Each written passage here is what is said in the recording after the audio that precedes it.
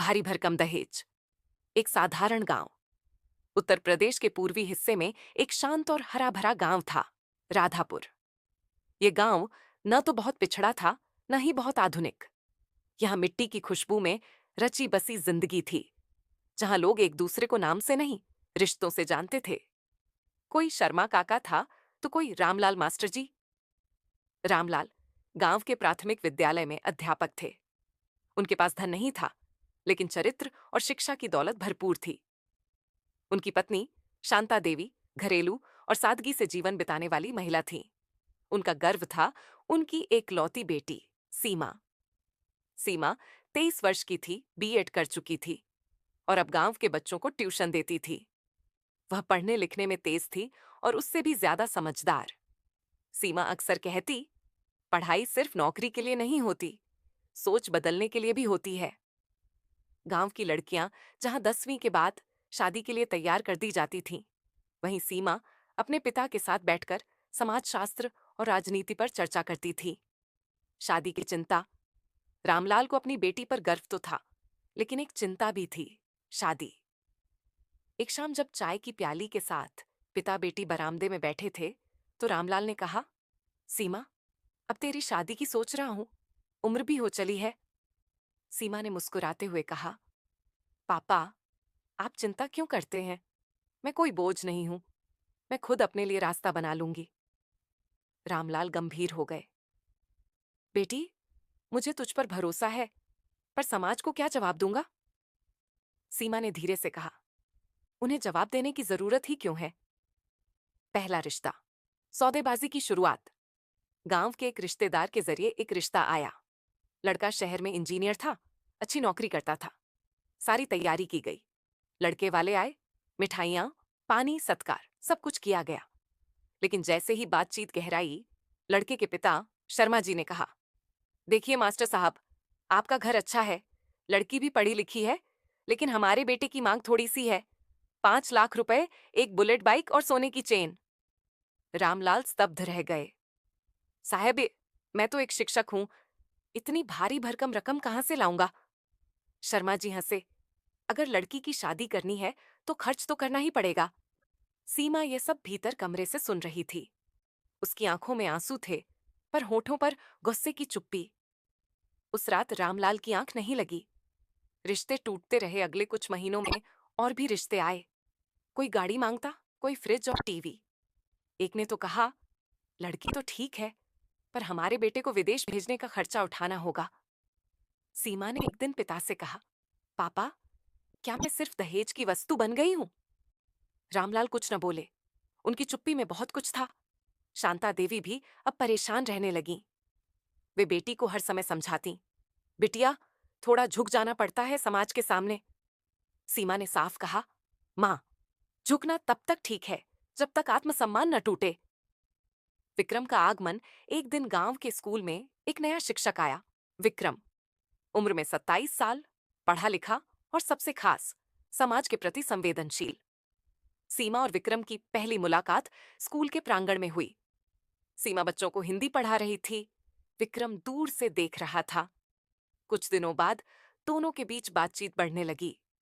दोनों किताबों, समाज और शिक्षा की बातें करते। विक्रम ने एक दिन पूछा, आपने शादी नहीं की अब तक? सीमा ने सीधा जवाब दिया, क्योंकि मेरी कीमत तय करने वाले रिश्ते मुझे मंजूर नहीं। विक्रम हंसा नहीं, उल्टे गंभीर होकर बोला, काश हर लड़की आपके जैसी सोचती। सीमा और विक्रम, सोच का मेल। विक्रम अब गांव में पूरी तरह घुल मिल चुका था। उसका पढ़ाने का तरीका नया था। वह बच्चों से किताबें रटवाने की बजाय समझाता था।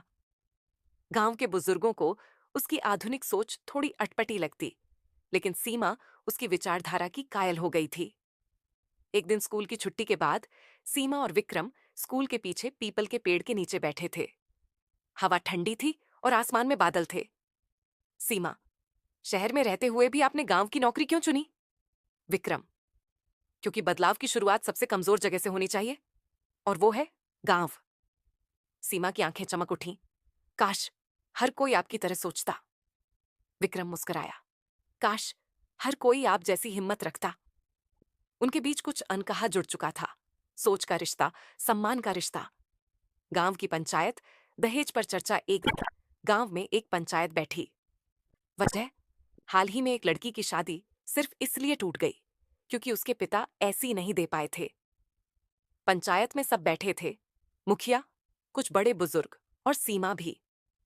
सीमा ने पहली बार पंचायत में बोलने की हिम्मत जुटाई। सीमा, साहस के साथ।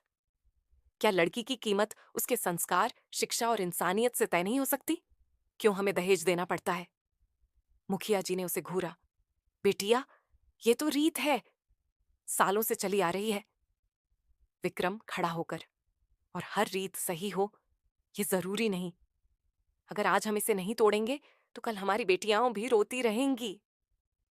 गांव में पहली बार किसी ने खुलकर दहेज के खिलाफ बोला था। विक्रम का प्रस्ताव, सीमा को विश्वास नहीं था कि कोई उसे वैसे ही स्वीकार करेगा जैसी वह है, बिना दहेज, बिना झूठे दिखावे। लेकिन एक शाम, जब सूर्यास्त की लालिमा खेतों पर बिखरी थी, विक्रम रामलाल जी के घर आया। विक्रम विनम्र भाव से, मास्टर जी, मुझे सीमा पसंद है। उसकी सोच, उसकी सच्चाई, सब कुछ। मैं उससे शादी करना चाहता हूं। रामलाल सन्न रह गए। पर बेटा, तू जानता है, हमारे पास देने को कुछ नहीं। विक्रम, मुझे कुछ नहीं चाहिए, सिर्फ आपकी बेटी का हाथ चाहिए और आपका आशीर्वाद। शांता देवी की आंखें भर आईं। सीमा दरवाजे पर खड़ी सब सुन रही थी। उसके होंठ कांप रहे थे, आंखों में उम्मीद की चमक थी।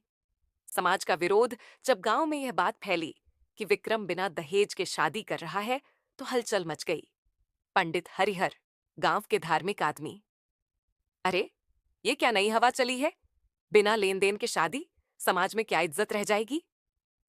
कुछ औरतें, सीमा में जरूर कोई चाल होगी, जो लड़का खुद शादी के लिए आया है। एक बुजुर्ग, अगर ये चलन फैल गया तो लड़के वालों का तो नुकसान होगा। पर वहीं कुछ युवा लड़के लड़कियां चुपचाप मुस्कुरा रहे थे। उनके मन में सवाल उठने लगे थे, क्या वाकई दहेज जरूरी है? विवाह की तैयारी, सादगी में सुंदरता, शादी की तारीख तय हुई। कोई बैंड बाजा नहीं, कोई बड़ा जलसा नहीं, सिर्फ गांव का मंदिर, कुछ रिश्तेदार और सादगी भरा उत्सव। सीमा ने मां की पुरानी साड़ी पहनी, विक्रम ने साधारण कुर्ता। पंडित मंत्र पढ़ रहे थे और दोनों एक दूसरे की आंखों में विश्वास से देख रहे थे। पंडित, अब से आप दोनों जीवन साथी हैं। सीमा, धीरे से, शुक्रिया, मुझे जैसा हूं वैसा अपनाने के लिए। विक्रम, तुम जैसी हो वैसी दुनिया में अनोखी हो। शादी के बाद, बदलाव की बयार शादी के बाद, सीमा और विक्रम ने मिलकर गांव में दहेज विरोधी शिक्षा अभियान शुरू किया।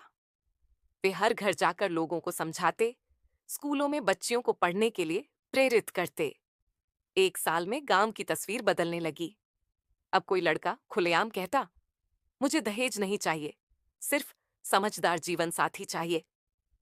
गांव की एक और लड़की, कविता, जिसे पहले दहेज के कारण शादी से मना कर दिया गया था, अब उसकी शादी एक ऐसे लड़के से हुई जिसने कहा, कविता पढ़ी लिखी है, यही उसका दहेज है।